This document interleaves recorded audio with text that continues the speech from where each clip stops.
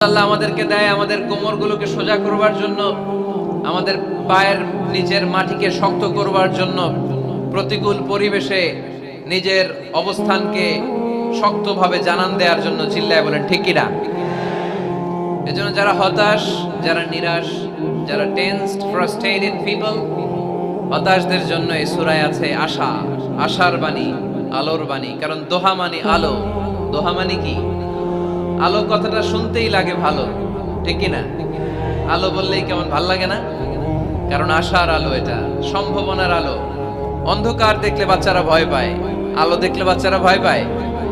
এজন্য আমরা অন্ধকার চাই না, আমরা চাই আলোর পথ। এই কোরআন এসেছে আমাদেরকে আলোকিত করতে, ঠিক কিনা? আল্লাহ রাসূল সাল্লাল্লাহু আলাইহি ওয়াসাল্লামের খুব মন খারাপ, তিনি খুব বিচলিত, তিনি খুব পেরেশান। আল্লাহ রাসূল সাল্লাল্লাহু আলাইহি ওয়াসাল্লামের পেরেশানি দূর করার জন্য সান্ত্বনার বাণী হিসেবে আল্লাহ তাআলা এই সূরাটা আল্লাহ রাসূলের জন্য ডেডিকেট করে নাযিল